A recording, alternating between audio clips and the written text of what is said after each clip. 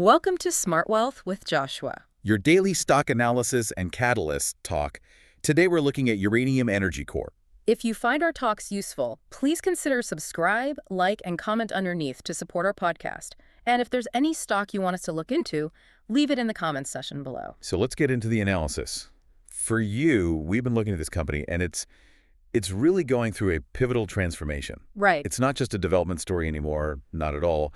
It's an active producer now, and the whole focus is on, capturing this big opportunity in domestic energy security. Exactly. For years, the whole story was about future potential, the promise that these mines will come online someday. Mm-hmm. But the data is showing that fiscal 2025 was that critical inflection point. That's the moment. Yeah, where the promise really turned into tangible production. They've officially gone from pure play developer to a commercially active producer. And that shift is already, validating their whole financial model. We could see it in the numbers. Okay, so what are we seeing? Well, in just the first half of fiscal 2025, they posted $66.8 million in revenue. Wow. And that came from selling, what, U3O8? Exactly, selling about 810,000 pounds of U3O8. Mm-hmm. And for anyone not familiar, that's the uranium oxide concentrate. People often call it yellow cake. It's the basic fuel material. What's really striking to me about that sales figure is the price point they got. Yeah. Over $82.50 pound. I mean, if you look at the industry right now, production costs can be all over the place, so locking in a price like that, it says a lot. It says a lot about their position and just how strong the market is for, domestic supply. But it's not just about strong pricing. It points to a really disciplined strategy. It does. And what makes it even more fascinating is that in the second half of the year, they actually scaled back their sales. They slowed down. They slowed it right down. They're accumulating inventory. They're essentially making a bet that today's price, that $82.50, is going to look cheap in 6 or 12 months. That's a bold move for any commodity producer to just sit on finished product. Yeah, it is. They're waiting for that anticipated price appreciation that a lot of people see coming, especially with demand from data centers and, crucially, from U.S. government programs. You're talking about the U.S. Uranium Reserve Program. That's the one. And the only reason they can be that patient, the only reason they can hold inventory instead of, dumping it to cover costs or debt, is their financial stability. The fortress balance sheet. I've heard that phrase used. That's what everyone calls it. We should probably unpack what that actually means, especially in a capital-heavy industry like mining. Okay, so we're talking about $321 million in total liquidity. That's cash, inventory, equities, all at market prices.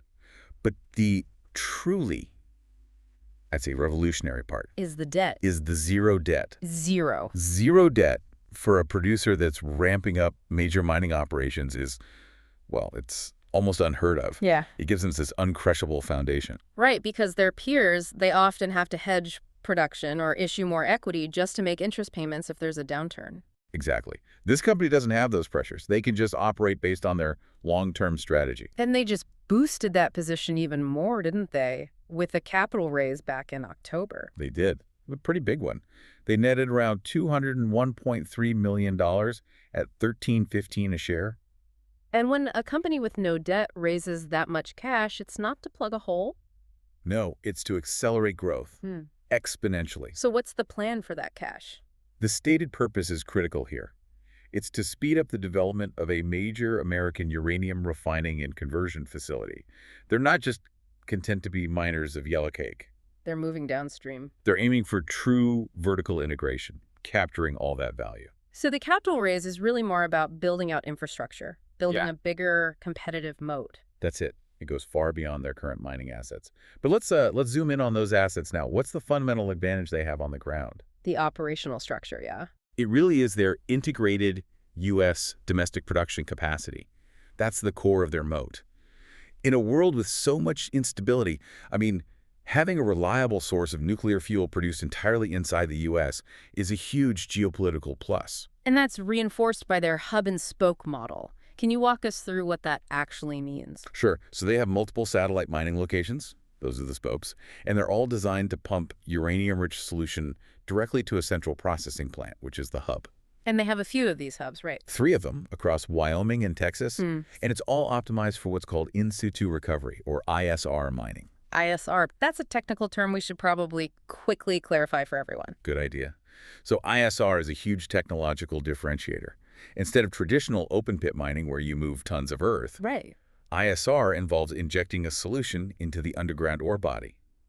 This solution dissolves the uranium, and then it's all pumped back to the surface for processing. So it's lower cost, more environmentally contained. And it allows for much faster restarts and lower capital needs at those satellite locations. And we're seeing those restarts happening right now. Christensen Ranch, that ISR mine, restarted in August 2024. Yep, and a ramp-up is steady. You can see it. By the end of fiscal 2025, they had already produced about 130,000 pounds of precipitated uranium. And the startup of header houses, 10-7 and 10-8. Those are key parts of the process. Critical parts. Seeing them come online shows the operational team is, hitting their marks. That the real game changer, the thing that really cemented their dominance, was that acquisition in late 2024. Oh, the Sweetwater Complex from Rio Tinto. That was just a monster deal in terms of scale, wasn't it? It was huge. Yeah. That single acquisition added 4.1 million pounds of U3O8 per year of licensed capacity. Just boom, instantly. Instantly made them the largest licensed capacity holder in the U.S. Licensed capacity is one thing. But we all know getting the permits to actually operate at that scale, that's always been the biggest bottleneck for the entire U.S. nuclear supply chain. It can take years, a decade even. Right. But this is where that structural tailwind becomes like a gale force. Sweetwater got a very specific designation. It's called a transparency project. That sounds like government speak. What does it actually do for them? It's basically the equivalent of the federal government hitting the regulatory fast-track button. Okay. The designation came under a March 2025 executive order focused on securing critical mineral supply chains. So as a transparency project, Sweetwater gets coordinated environmental reviews, mandatory timelines for those reviews. Yeah. Just cuts through all the red tape. So instead of this slow, painful process where one agency holds up the next for months on end, The government is basically forcing them all to work together and work fast. It could shave years off the approval timeline to get Sweetwater up to full capacity. and that de-risks the whole project timeline. Substantially. Hmm. And it sends a signal to the market that this specific complex is central to U.S. energy security policy. It's an advantage that, a non-domestic producer just can't replicate. So let's link that back to the capital raise. If the government is fast-tracking your ability to bring all that capacity online, Then spending that $200 million on integration and development right now makes perfect sense. It's completely synergistic. and it's not just about mining the ore faster, it's what they plan to do with it afterwards. Exactly. Yeah. Which brings us back to that vertical integration strategy through their subsidiary United States Uranium Refining and Conversion Corp. That American refining and conversion facility, that feels like the final piece of the puzzle for end-to-end capability. Why is conversion so critical? Conversion is the essential next step. You take the yellow cake, the U3O8, and you convert it into uranium hexafluoride, or UF6, The gas farm. the gas form needed for enrichment. And right now, the U.S. has almost no domestic conversion capacity. Most of it happens overseas in places that, they pose geopolitical risks. So by building this facility, they're not just a raw material supplier anymore. No, they become a strategic nuclear fuel partner. They capture that high-value downstream step. That makes them a very different kind of investment. It's an insulated domestic supply chain from mine to fuel input. That has to be attractive to the big utilities. Hugely attractive. Now let's talk about market momentum. The company has a 100% unhedged position. That's key. It is. It means they're highly leveraged to the upside of the spot price. If uranium prices soar, they get the full benefit immediately. And the macro tailwinds for that seem incredibly strong right now. It's not just about traditional utilities anymore. Oh, not at all. We are in a full-blown nuclear energy renaissance. And the driver that surprised everyone is the demand from AI and data centers. The power demand is just staggering. Staggering. They need reliable, carbon-free baseload power, and only nuclear can really provide that at scale. You combine that with geopolitical tensions, keeping supply routes shaky. And prices are pushed to levels we haven't seen in a decade. Exactly. So if we're looking at the near-term calendar, when do we see the first real proof that this whole strategy is paying off? The first numbers. The market is laser-focused on the Q1 fiscal 2026 earnings report. That should be late December 2025 or early January 2026. And that's the big one because it will be the first full quarter with Sweetwater integrated. That's the milestone. Investors will get a critical look at the operational progress, the margin profile of this new scaled-up domestic powerhouse. Okay, so the picture so far is it's pretty compelling.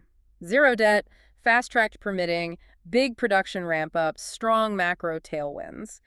But we have to flip the coin. What's the risk here? What's the bear case? The most salient risk is production ramped execution risk.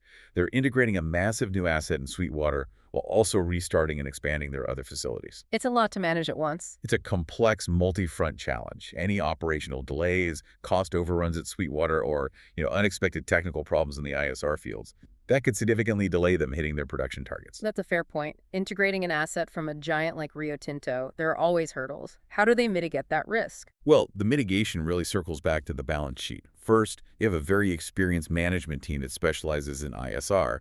Second, that's zero debt and the $321 million in liquidity. That's their insurance policy. They have the cash to solve problems. They have the capital to absorb unexpected costs without having to dilute shareholders or rush sales. They have the flexibility to manage the inevitable bumps in the road. Okay, what's the second major risk? That would be uranium price volatility. Because they are 100% unhedged, their profitability is tied directly to the spot price. Very sensitive too. Very. If, for instance, there's some big geopolitical thaw or a flood of new cheap supply hits the market from, say, Kazakhstan, prices could fall and their margins would get squeezed. And what if the government's uranium reserve program doesn't materialize as expected? Then that guaranteed domestic demand floor disappears. That would hurt. So what's the strategic defense against that price volatility? How do they avoid being a forced seller in a down market? Again, it's the financial structure. That's the key defense. Because they are debt-free and liquid, they are not forced sellers. If the spot price drops to, say, $50, they can just shut off sales. And just accumulate more inventory. And wait for the market to normalize. Their inventory strategy isn't just a bet on higher prices, it's also a hedge against low prices. They can weather a 2-year downturn without financial distress. Most commodity companies can't do that. That is the ultimate de-risker, the ability to choose when you sell. So let's just summarize the whole investment narrative here. Okay, so we're looking at a company that has successfully become an active commercial producer. They have a significant government-supported domestic moat, which is reinforced by that transparency project status for Sweetwater. And they're zero debt, highly liquid, and aiming for that end-to-end vertical integration, which is a true rarity in the U.S. It is. This is a layered narrative. You have these sequential catalysts. Yeah. The production ramp-up at Christensen Ranch, the fast-track timeline for Sweetwater, the move into refining and conversion. And all of it is happening with this constant macro tailwind of AI demand and the need for energy security. And the timeline for the market to fully price all this in, it feels like it's squarely within the next 12 to 18 months. The ultimate concluding thought for you, the listener, is really about the power of policy certainty. Right. The U.S. government's explicit focus on securing domestic mineral production that provides a layer of structural growth and safety that elevates this company above most of its global peers. It makes it a really powerful way to capture this nuclear renaissance. That policy tailwind is what makes this so compelling. If you want to keep up with our analysis on the Q1 fiscal 2026 earnings and all the latest in the uranium space, make sure you hit that subscribe button.